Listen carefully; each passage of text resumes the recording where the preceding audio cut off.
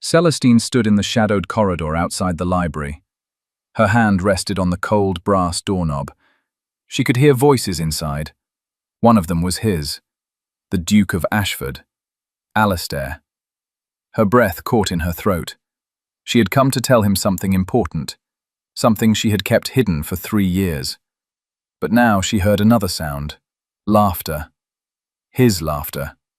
It was warm and deep, the kind of laugh she had only heard once before, on the night they danced together at the spring ball, before everything changed. But he was not laughing with her now. A woman's voice rose in response, light and musical, the kind of voice that belonged to someone beautiful, someone who fit into his world. Celestine's hand fell away from the doorknob. Her chest felt tight, like something inside her was breaking. She took a step back, then another. She had been too late. The realization settled over her like cold water. She had waited too long, held her feelings too close, and now someone else had taken the place she had dreamed of. She turned and walked away. Her footsteps made no sound on the thick carpet. Behind her, the laughter continued, but Celestine did not hear it anymore. All she heard was the pounding of her own heart. Celestine had always been invisible, not in the way ghosts are invisible, but in the way quiet people become invisible in loud rooms. She was the daughter of a country vicar. Her family had no title, no fortune, no connections to the great families of England. She had come to Ashford Manor 3 years ago. Her father had died that winter. Her mother had followed him 6 months later. Celestine had nowhere to go, no money, no future. Lady Margaret, the Duke's aunt, had taken pity on her. She offered Celestine a position as her companion. It was not quite a servant's role, but it was not quite a guest's role either. Celestine lived in a strange, in-between place. She took meals with the family when there were no important visitors. She sat in the drawing room and read aloud when Lady Margaret's eyes grew tired. She walked in the gardens and fetched shawls and listened to endless stories about the past. And she watched Alistair. She had not meant to fall in love with him. It had happened slowly, like the way frost creeps across a window. At first she noticed only small things.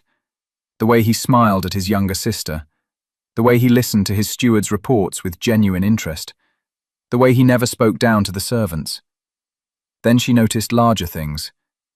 The way his eyes looked when he read by the fire, green and bright and full of thoughts he never spoke aloud. The way his hands moved when he worked on his estate accounts, strong and careful. And finally, she noticed the way her heart changed when he entered a room. It was a hopeless love. She knew that. Dukes did not marry vicars' daughters. They married women with titles and dowries and important families. But knowing something and feeling something are different things. So Celestine had loved him in silence. She had built a whole world inside her heart, a world where he might see her, might know her, might choose her. But now that world was crumbling. She walked through the manor like a ghost. Her mind replayed the sound of his laughter, over and over. Who was the woman? Someone new? Someone from London? Celestine reached her small room on the 3rd floor. It was tucked away in a corner. A servant's room that had been made slightly more comfortable for Lady Margaret's companion. She sat on the narrow bed. Her hands shook. She had been so close to telling him. That morning she had decided. No more waiting, no more fear. She would tell him the truth, that she loved him, that she had always loved him, that she knew nothing could come of it, but she needed him to know. But fate had stopped her. Fate had shown her the truth first. He had already moved on. He was laughing with someone else, building a world with someone else. And Celestine was too late. She did not sleep that night. She lay in the darkness and listened to the manor settle around her. Old wood creaking, wind rattling the windows. Somewhere far below, a door closed. Her mind would not stop working. She kept trying to remember when things had changed. 3 months ago, Alistair had been different. He had sought her out more often. He had asked her opinion on books, on music, on the changes he wanted to make to the estate gardens. He had looked at her in a way that made her believe, made her hope. But then he had gone to London for the season. He had been gone for 6 weeks, and when he returned, something had shifted. He was polite, distant. He no longer asked her questions. He no longer looked at her with those bright green eyes. Celestine had told herself it meant nothing, that he was busy, that he had important matters to attend to. But now she understood. He had met someone in London, someone who made him laugh, someone who belonged in his world. Tears slid down her cheeks. She did not wipe them away. Morning came too soon. Celestine rose and dressed in her simple gray gown. She pinned her dark hair back carefully. Her face in the mirror looked pale. There were shadows under her eyes. She looked like someone who had lost something important. She went downstairs to attend to Lady Margaret. The old woman was already awake and sitting in her favorite chair by the window. "Good morning, Celestine," Lady Margaret said. Her voice was warm. She was a kind woman, one of the few people who had ever seen Celestine as more than a shadow. "Good morning, my lady," Celestine replied. Her voice sounded normal. That surprised her. "You look tired, dear. Did you not sleep well?" Celestine forced a small smile. "I am well. Only a slight headache." Lady Margaret studied her with sharp eyes. The old woman missed very little, but she did not press. "We have a guest arriving today," Lady Margaret said. "Lady Vivian Harcourt. She is the daughter of the Earl of Pembroke, a lovely girl, very accomplished." Celestine's stomach tightened. "Is she staying long?" "A week, I believe, perhaps longer." Lady Margaret's tone was casual, but there was something beneath it, something Celestine could not quite name. "She is a friend of the family?" Celestine asked carefully. "A friend of Alistair's," Lady Margaret said. "They met in London this season. He invited her to visit Ashford Manor." So that was it. The woman in the library, Lady Vivian. Celestine's hands tightened in her lap. She kept her face calm, empty. "How wonderful," she said. The words tasted like ash. Lady Vivian arrived that afternoon. Celestine watched from an upper window as the carriage rolled up the drive. It was a fine carriage, black and polished, with the Pembroke crest painted on the door. The door opened. A woman stepped out. Celestine's breath caught. Lady Vivian was beautiful. There was no other word for it. She had golden hair that caught the sunlight. Her dress was a soft blue silk that moved like water. Even from a distance, Celestine could see her graceful movements. Alistair came out to greet her. He smiled. That same warm smile Celestine had seen so rarely. He offered his arm. Lady Vivian took it with a laugh. They looked perfect together. Celestine turned away from the window. She pressed her hand against her chest. It hurt to breathe. She had known this day would come. She had always known. But knowing and experiencing are different things. She sat down on a wooden chair. Her legs felt weak. Someone knocked on the door. "Miss Celestine?" It was one of the maids. "Lady Margaret requests your presence in the drawing room." Celestine stood. She smoothed her grey dress. She lifted her chin. She would face this. She had no choice. The drawing room was bright with afternoon sun. Lady Margaret sat in her usual chair. Alistair stood by the fireplace, and beside him, on the sofa, sat Lady Vivian. Up close, she was even more beautiful. Her eyes were a clear blue. Her skin was flawless. She wore a pearl necklace that must have cost more than Celestine would earn in 10 years. "Ah, Celestine," Lady Margaret said. "Come in, dear. I want you to meet our guest." Celestine stepped forward. She kept her expression pleasant, neutral. "Lady Vivian, this is Miss Celestine Grey. She is my companion and a dear friend." Lady Vivian's gaze swept over Celestine. It was not unkind, but it was the look of someone assessing a piece of furniture, noting it, dismissing it. "How do you do, Miss Grey?" Lady Vivian said. Her voice was as lovely as the rest of her. "A pleasure to meet you, Lady Vivian," Celestine replied. She curtsied slightly. Alistair had not looked at her once. He stood with his hands behind his back. His expression was polite, distant, the same expression he wore when discussing business matters with his steward. Celestine has been with us for 3 years, Lady Margaret continued. She is quite accomplished in music and literature, a wonderful reader. How charming, Lady Vivian said, but her attention had already shifted back to Alistair. Your Grace, you must show me the gardens you mentioned. I am most eager to see them. Of course, Alistair said. He smiled at her. They are at their best this time of year. He offered his arm again. Lady Vivian rose gracefully. She placed her hand on his sleeve. They walked toward the door together. As they passed, Alistair's eyes flickered briefly toward Celestine. Just for a moment. She could not read his expression.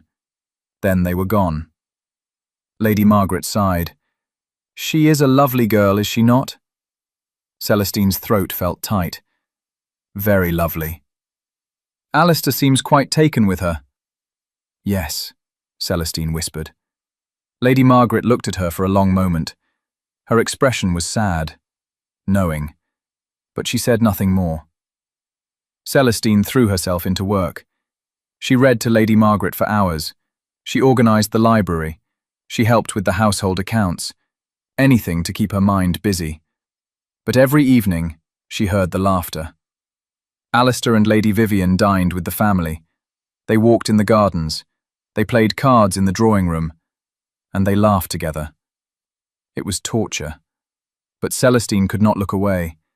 She told herself she was being foolish, that she should leave, find another position, another life. But leaving meant never seeing him again, and she was not ready for that. Not yet. On the 3rd night of Lady Vivian's visit, something strange happened. Celestine was in the library. It was late. Everyone else had retired. She liked the library at night. It was quiet, peaceful. She was returning a book to its shelf when she heard voices in the corridor outside. Are you certain? A woman's voice, Lady Vivian. Quite certain. A man's voice, but not Alistair, someone else, lower, rougher. Celestine froze. And no one suspects? Lady Vivian asked. No one, the man replied. The Duke trusts you completely. There was a pause. Celestine's heart pounded. She moved closer to the door. Good, Lady Vivian said. We must move carefully. If he discovers the truth too soon, everything will be ruined. What about the girl? The companion? Celestine's breath stopped. Miss Grey? Lady Vivian laughed. It was not a kind laugh. She is nothing. A mouse in the corner. No one listens to her. No one sees her. The words hit like a slap. Still, the man said, she watches everything. We should be careful. I am always careful, Lady Vivian said coldly. Now go, before someone sees you. Footsteps moved away.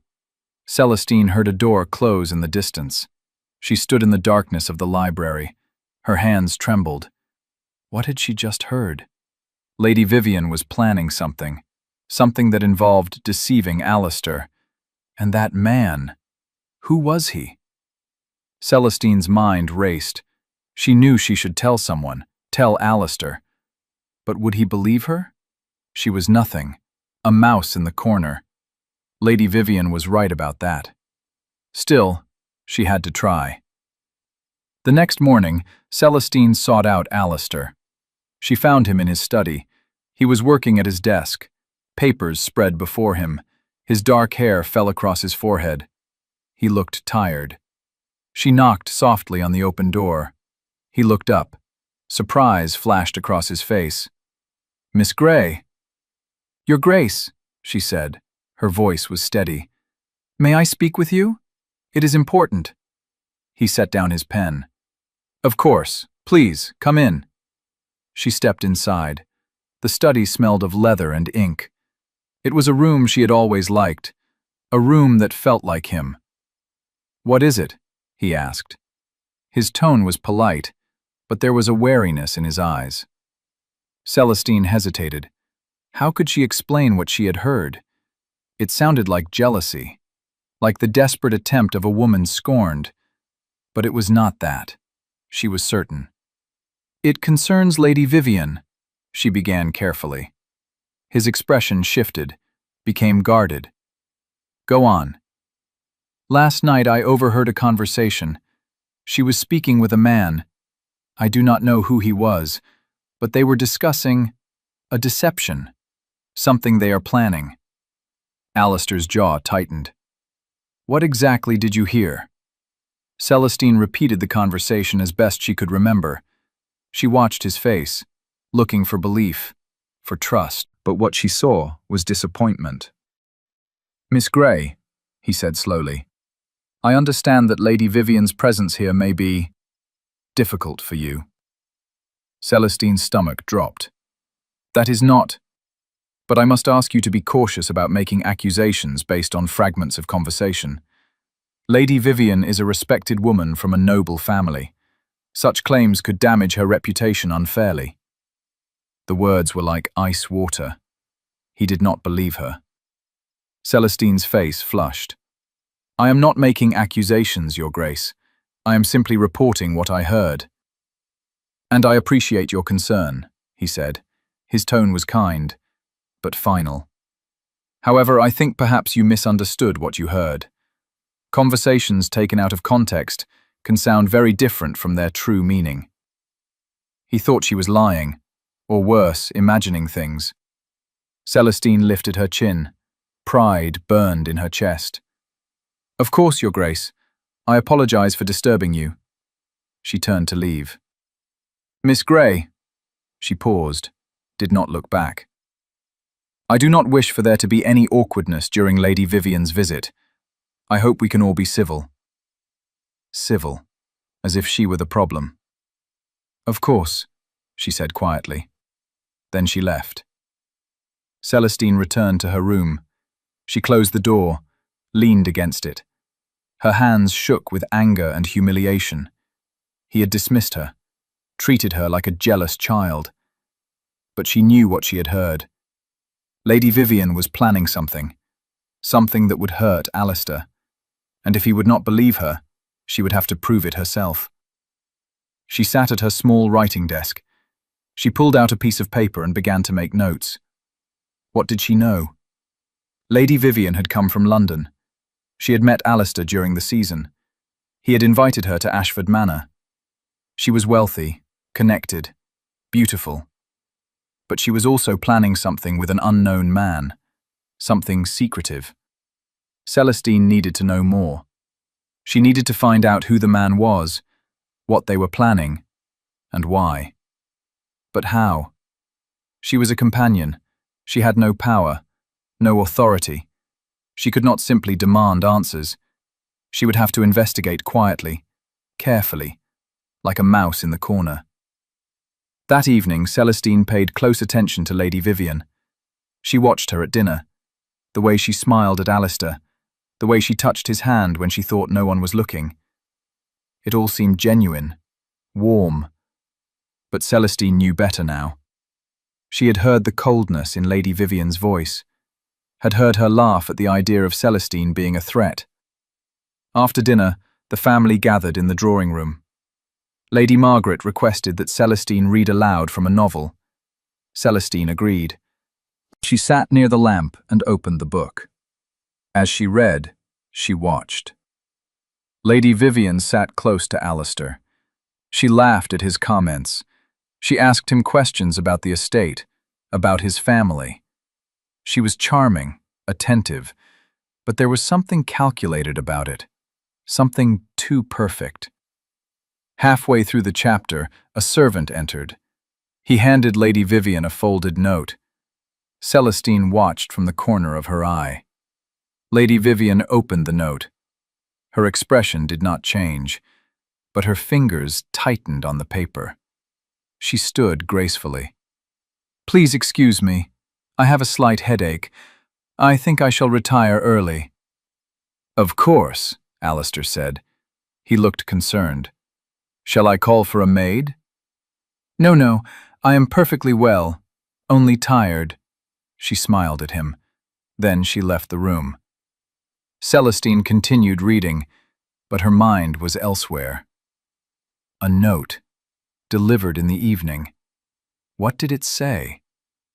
She finished the chapter. Lady Margaret thanked her. Alistair barely looked at her. Celestine excused herself. She went upstairs. But she did not go to her room. She went to Lady Vivian's room.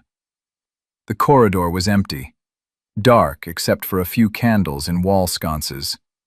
Celestine moved quietly. Her heart hammered in her chest. What was she doing? This was madness. If she were caught, she would be dismissed, ruined. But she had to know. She reached Lady Vivian's door. She pressed her ear against it. Silence. She tried the handle. It was unlocked. She opened the door a crack. The room was empty. Where was Lady Vivian? Celestine slipped inside. She closed the door softly behind her. The room was beautiful, much larger than Celestine's. The bed had a canopy.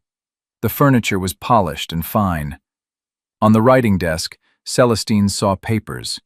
She moved closer. Her hands shook. The note from earlier lay on top. Celestine picked it up. The handwriting was rough, masculine. Meet me at the old chapel. Midnight. We must discuss the next step.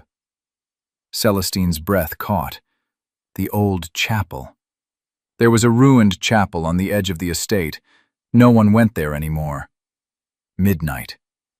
She looked at the clock on the mantel. It was just past 10.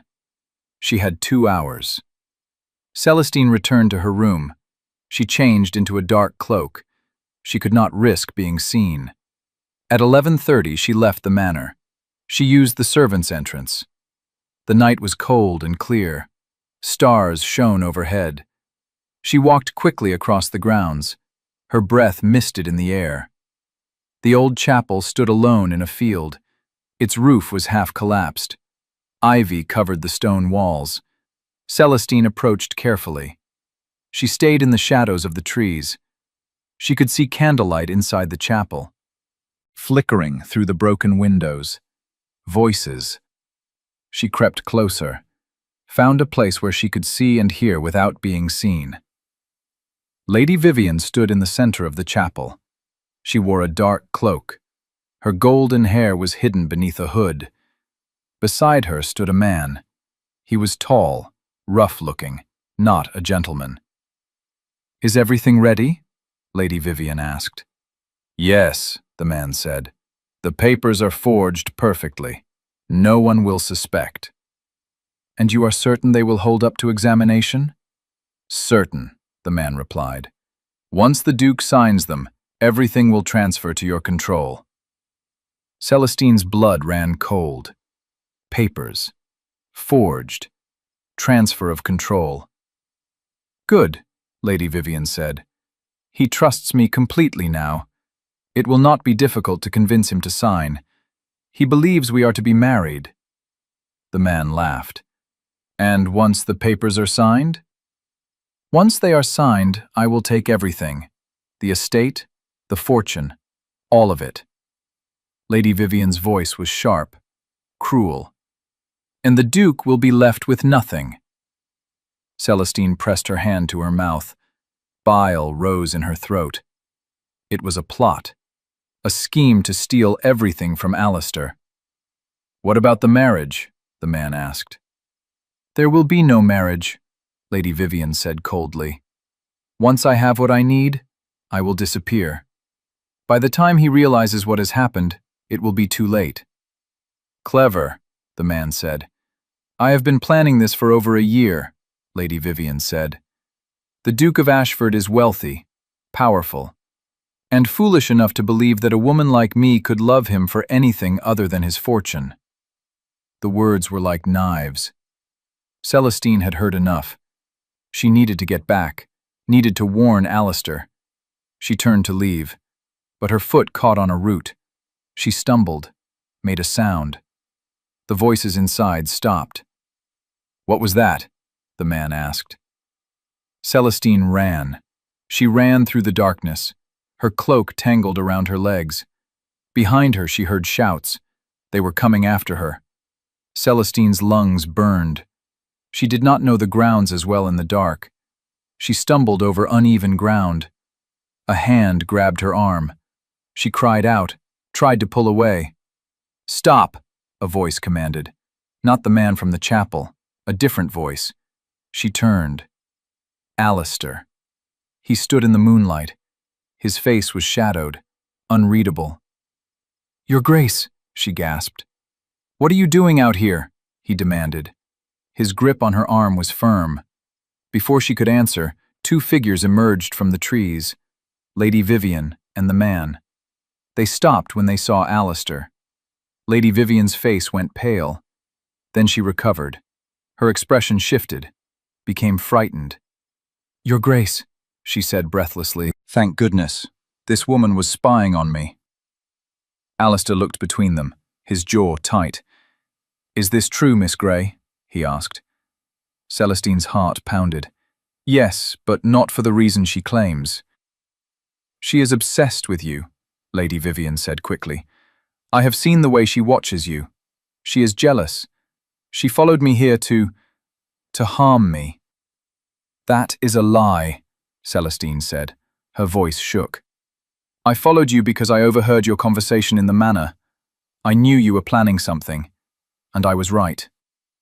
"You see," Lady Vivian said to Alistair. "She admits to spying.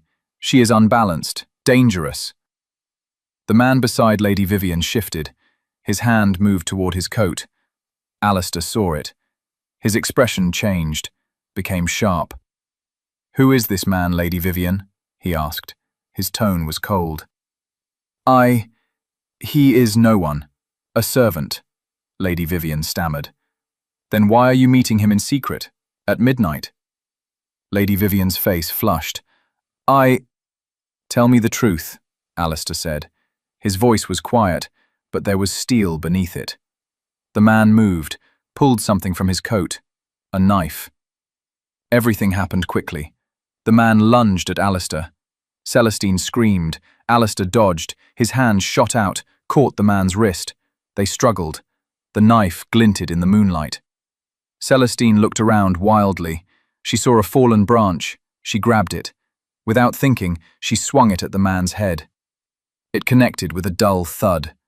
The man staggered, dropped the knife. Alistair shoved him to the ground, pinned him. "Run for help," Alistair ordered Celestine. "Get the groundskeeper, now!" Celestine ran. An hour later, the man was locked in the estate's cellar. The groundskeeper and two other men stood guard. Lady Vivian sat in Alistair's study. Her face was like stone. Alistair stood by the fireplace. Celestine stood near the door.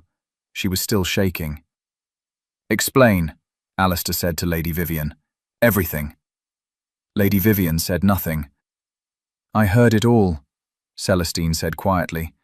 "The plan to forge papers, to steal the estate, to deceive you into signing away everything." Alistair's eyes closed briefly. Pain flickered across his face. "Is this true?" he asked Lady Vivian. Still, she said nothing. "Answer me," he said. His voice was raw.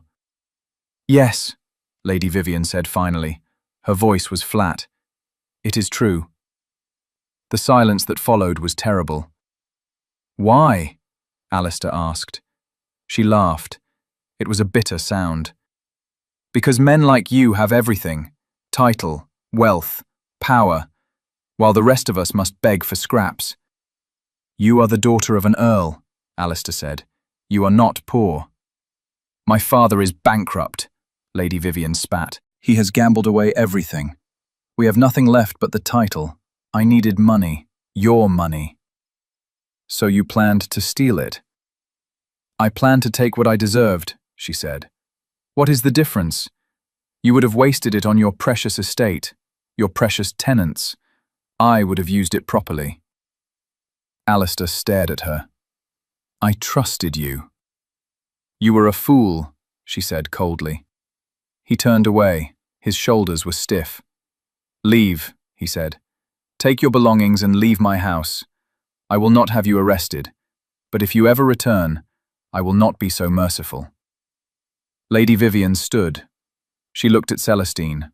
Her eyes were full of hate. You, she said, this is your doing. No, Celestine said quietly. This is yours. Lady Vivian swept from the room. Celestine and Alistair stood alone in the study. The fire crackled. Outside, the wind had picked up. Thank you, Alistair said finally. If you had not followed her, if you had not warned me. You did not believe me, Celestine said. The words came out before she could stop them. He turned to face her. I know. You thought I was jealous, that I was lying. Yes, he said. His voice was heavy with regret. I did. Why? She had to ask, had to know. He was silent for a long moment. Then he moved to the window, looked out at the dark grounds. Because I was afraid, he said. Celestine's breath caught. Afraid of what? Of believing you, of what it would mean if you were telling the truth. I do not understand. He turned back to her. His eyes were bright with emotion. Lady Vivian was safe. She was a choice that made sense. She fit into my world. She was everything a duchess should be. And I am not, Celestine said. The words hurt to speak. No, he said. You are not. She looked down, her hands twisted together. You are so much more, he continued. Her head snapped up. He stepped closer. You are kind, intelligent, brave. You see the world with clear eyes. You care about people, about truth. Celestine's heart hammered. Your Grace. When you came to me with your warning, I dismissed you, because accepting that Lady Vivian was deceiving me meant accepting something else. What? She whispered. That I had chosen wrong, that I had been running from what I truly wanted. The room felt very small, very warm. What do you want? Celestine asked. Her voice was barely audible. He stood directly in front of her now, so close she could see the flecks of gold in his green eyes. You, he said. I want you. The world seemed to stop. That is impossible, she said, but her voice shook. Why? Because I am no one. I have no fortune, no title, no family. You are everything, he said fiercely. Do you not understand? For 3 years you have been the only person who truly sees me, who knows me. Tears burned in Celestine's eyes. You invited Lady Vivian here. You laughed with her. I was trying to forget you, he said. I was trying to be practical, to do what was expected, to marry someone appropriate. Why? The question broke from her lips. Because loving you was terrifying, he said. Because you made me feel things I had never felt before. Because I knew that if I let myself love you, I would never be able to stop. The tears spilled over. You love me? I have loved you since the day you corrected my Latin translation in the library, he said. A small smile touched his lips. You were so certain, so unafraid to tell a duke he was wrong. Celestine laughed through her tears. She remembered that day. She had been mortified afterward. But I thought, the laughter. I heard you laughing with her, and I realized I was too late. Understanding dawned in his eyes. You heard us in the library, the first day she arrived. Celestine nodded. She was telling me about a scandal in London, about a mutual acquaintance. The laughter meant nothing. He reached out, touched her cheek. But you thought I had moved on. Yes, she whispered. You were going to tell me something that day. What was it? She looked up at him, at his face, the face she had loved for so long. I was going to tell you that I loved you, she said. That I had always loved you. even though I knew it was impossible. "Say it again," he said. His thumb brushed away her tears. "I love you," she said. "I love you, Alistair." He pulled her close. His arms wrapped around her. She felt his heart beating against hers. "I love you, Celestine," he said into her hair. "I love you so much." They stood like that for a long time, holding each other. Two people who had been alone finally finding home. But the world does not stop for love. The next morning, news of Lady Vivian's plot spread through the household. Servants whispered. Lady Margaret was horrified, and the man in the cellar, when questioned properly, revealed more. His name was Thomas Blake. He was a forger and con artist. He had worked with Lady Vivian on 3 other schemes. They had stolen from 2 other noblemen before setting their sights on Alistair. The authorities were called. Blake was taken away. Lady Vivian had already fled, but warrants were issued for her arrest. The scandal was enormous. Within days, word reached London. The newspapers printed stories. Some were accurate, many were not. The Duke of Ashford had nearly been ruined by a beautiful con artist. He had been saved by his companion, a nobody, a vicar's daughter. Some papers praised Celestine's bravery. Others questioned her motives. Was she a heroine or a social climber? Alistair was furious. He wanted to sue every paper that printed lies about Celestine, but Celestine stopped him. "Let them talk," she said. "It does not matter." "It matters to me," he said. They were in the garden. The roses were blooming, pink and white and red. "You know the truth," she said. "Your family knows. That is enough." "Is it?" He looked at her. "Celestine, if you and I, the scandal will be even worse." She had thought about this. All night she had thought about it. "I know," she said. "They will say terrible things about you, about us." "I know." He took her hands. "I do not want you to suffer because of me." She smiled. "I suffered more when I thought I had lost you." "But society can accept us or not. I do not care." She squeezed his hands. "Alistair, I have spent 3 years invisible, watching life from the shadows. I do not want to hide anymore." "You will be a duchess," he said. "They will have to accept you."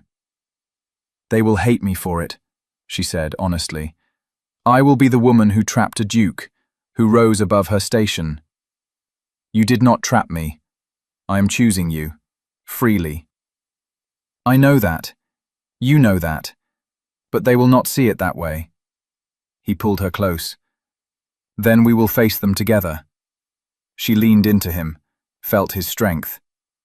Together. But there was still one more obstacle. Lady Margaret called Celestine to her rooms that afternoon. The old woman sat in her chair by the window. Her hands were folded in her lap. Her expression was serious. "Sit down, child," she said. Celestine sat. Her stomach was tight with nerves. "I know what has happened between you and my nephew," Lady Margaret said. Celestine's face flushed. "My lady." Lady Margaret held up a hand. "Let me speak." Celestine fell silent. "I have watched you these past 3 years," Lady Margaret said. "I have seen the way you look at him, and the way he looks at you." "I never meant—" "I know," Lady Margaret said. "Love is not something we plan. It simply happens." Celestine waited. "Alistair told me this morning that he intends to marry you," Lady Margaret continued. "He asked for my blessing." Celestine's heart stopped. "What did you say?" Lady Margaret was quiet for a moment. Her eyes were distant, sad. "I told him about my own story," she said finally. "I was young once, very young, and I fell in love with a man who was not suitable. He was a soldier, no title, no fortune." Celestine leaned forward. She had never heard this story. "I wanted to marry him," Lady Margaret said. But my family forbade it. They said I would shame them, that I would ruin myself. What did you do? I obeyed them, Lady Margaret said. Her voice was bitter. I let him go. I married a man of my own class, a lord. He was cold and cruel. I was miserable for 40 years. Tears shone in the old woman's eyes. He died 10 years ago, she said, and I was finally free. But by then, it was too late. My soldier had died in the war. I never saw him again. Celestine reached out, took Lady Margaret's hand. Do not make my mistake, Lady Margaret said fiercely. Do not let fear or propriety steal your happiness. But the scandal. Let them talk, Lady Margaret said. Let the whole world talk. You love him. He loves you. That is all that matters. Celestine's eyes filled with tears. Are you certain? I have never been more certain of anything. Lady Margaret squeezed her hand. Marry him, Celestine. Be happy. For both of us. Alistair proposed 3 days later. He did not do it in a grand way. There was no audience, no spectacle. He simply found her in the library, the same library where she had once overheard his laughter and thought she was too late. Celestine, he said. She looked up from her book. Yes? He knelt beside her chair, took her hand. I know we have talked about this, he said, but I want to do this properly. Her breath caught.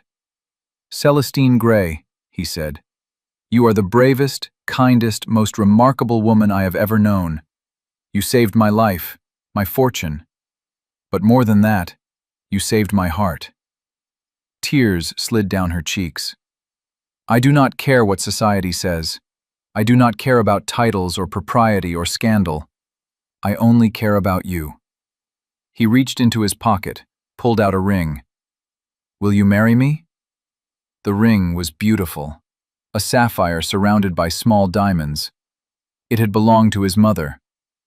Yes, she said. Yes, yes, yes. He slid the ring onto her finger. Then he stood, pulled her into his arms. He kissed her. It was her first kiss. It was soft and warm and perfect. When they pulled apart, they were both smiling. We will face everything together, he said. Together, she agreed. The wedding was planned for 2 months later. It was not a grand society wedding. Alistair had wanted that, had wanted to show the world that he was proud to marry Celestine. But Celestine had asked for something quieter, something more intimate.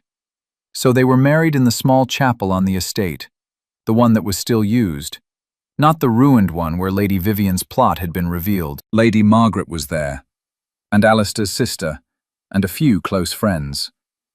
Celestine wore a simple white dress, no jewels except the sapphire ring. She walked down the aisle alone. She had no father to give her away, but she did not feel alone. Alistair waited at the altar. He wore dark blue, his eyes shone.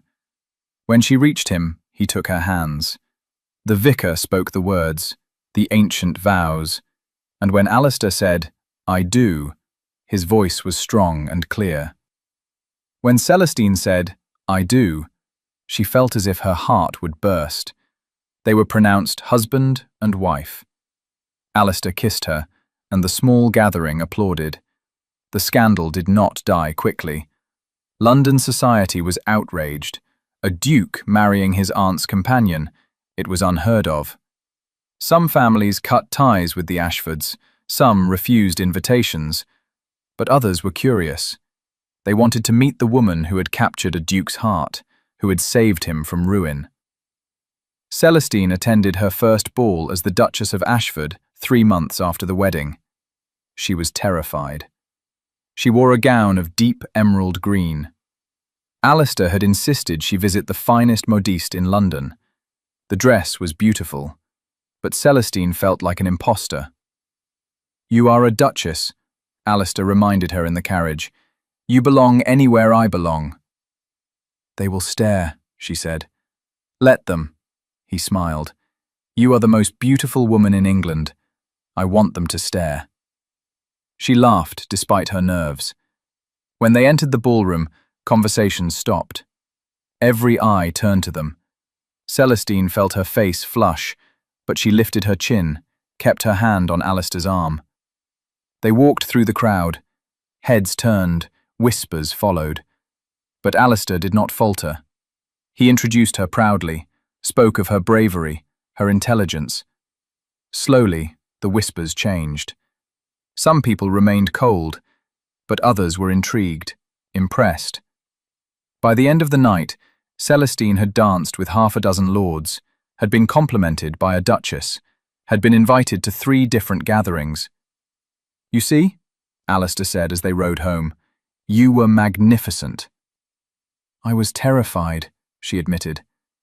"Bravery is not the absence of fear," he said. "It is doing what must be done despite the fear." She leaned her head on his shoulder. "When did you become so wise?" "I married a remarkable woman," he said. "She teaches me something new every day." Lady Vivian was caught 6 months later. She had fled to France, had tried to start a new scheme with a French comte, but someone recognized her. Word reached England. She was extradited. She stood trial in London. The evidence was overwhelming. Blake had testified against her in exchange for a lighter sentence. She was convicted of fraud and conspiracy, sentenced to prison. Celestine attended the trial. She wanted to see it end. When the sentence was read, Lady Vivian looked across the courtroom. Her eyes found Celestine. For a moment, something like regret flickered in her expression. Then it was gone. She was led away. Celestine felt no satisfaction, only sadness. Lady Vivian had been driven by desperation, by fear. But she had made her choices, and now she would face the consequences. "Is it wrong that I pity her?" Celestine asked Alistair that night. "No," he said. "It is what makes you who you are. You see the humanity in everyone. Even in those who would harm us? Especially in them." A year after the wedding, Celestine discovered something. She was going through old estate records.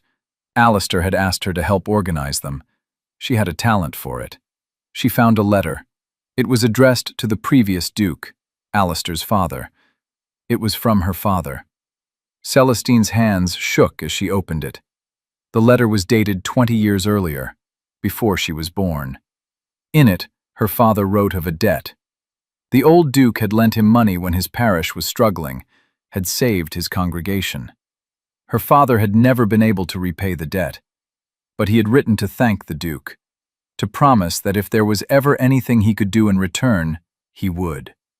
At the bottom, the old Duke had written a note. "No repayment necessary. Tell your daughter when she is born that she will always have a place at Ashford Manor if she needs it." Celestine stared at the words. The old Duke had died when she was young, but his son had honored his promise. When Lady Margaret had offered her a position, it had not been simply charity. It had been a promise kept. Celestine brought the letter to Alistair. He read it, looked up at her with wonder in his eyes. "You were always meant to be here," he said. "Perhaps," she said, "or perhaps it was simply kindness." "It was both," he said. He pulled her close. "My father was a good man. He would have loved you." "I wish I had known him." "He would have been so happy," Alistair said, "to know that his kindness brought me the love of my life." 2 years after the wedding, Celestine gave birth to a daughter. They named her Margaret, after Lady Margaret, who had passed away peacefully in her sleep 6 months earlier. The old woman had lived long enough to see Celestine happy, to see the scandal fade, to see love triumph. Celestine held her daughter and thought of all the women who had come before. Lady Margaret, who had lost her love, her own mother, who had died too young. She made a promise to her daughter, that she would teach her to be brave, to fight for what she believed in, to never let fear steal her happiness. Alistair stood beside the bed. He looked at his wife and daughter with such love, that Celestine's heart ached. "She is perfect," he said. "She is ours," Celestine replied. 5 years after the wedding, Celestine and Alistair hosted a ball at Ashford Manor. It was a tradition, one that had lapsed during the scandal, but now they were bringing it back. The ballroom was filled with guests, lords and ladies, families from the county, even some from London. Celestine wore a gown of midnight blue, sapphires at her throat. She looked every inch a duchess, but she had not forgotten where she came from. She moved through the crowd, spoke with everyone, remembered names, asked about families. The servants loved her. The tenants loved her. She had transformed the estate, had started schools for the workers' children, had improved housing. She was not the duchess anyone had expected, but she was the duchess everyone needed. Alistair watched her from across the room. Pride shone in his eyes. Their daughter Margaret ran through the crowd, a whirlwind of dark curls and laughter. She had her father's green eyes, her mother's brave heart. Later, as the dancing began, Alistair found Celestine. "May I have this dance, Your Grace?" he asked with a bow. She laughed. "You may, Your Grace." They moved onto the floor. The music swelled. They danced as they had on their wedding day, as they had 100 times since. But this time, Celestine looked around the ballroom, at the life they had built, the family they had created.